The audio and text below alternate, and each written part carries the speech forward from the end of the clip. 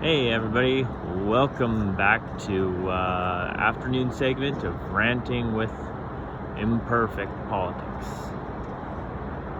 So today's segment, I've been researching a lot about owning land in other places, other countries. I saw online, researching online about some stuff like if you can, as a foreigner, where you can rent, or not rent, that would suck, but where you can buy land in different countries and buy houses, yada yada yada, what places are cheap, what places are good. I've landed some places around US look pretty good to at least like own some land to go and warm yourselves up during the winter.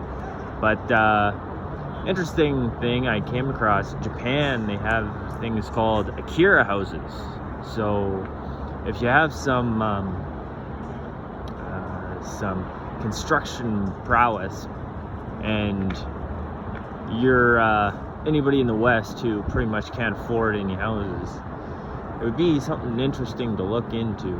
Even though like the culture, you'll have to travel there and experience life there before you even buy one, because it's a lot different than here in the West. But anyways, these houses here, they're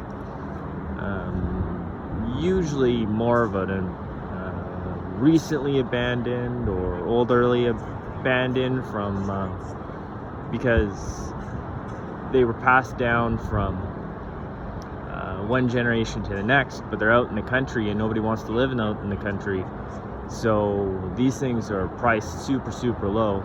Plus, apparently, at least from what I've read, is Japan's housing market is a little bit different than ours. Housing actually goes down there. Whoa, could you imagine housing going down? It's nuts. So it's not very good to for investment, but to own one and stay like in a country that actually like likes themselves and likes their culture would be something to look into.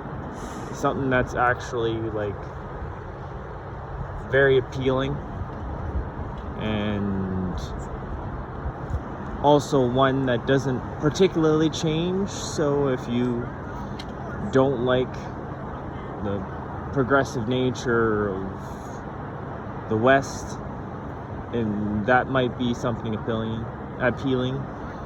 Also, there's another aspect to this, to Japan, where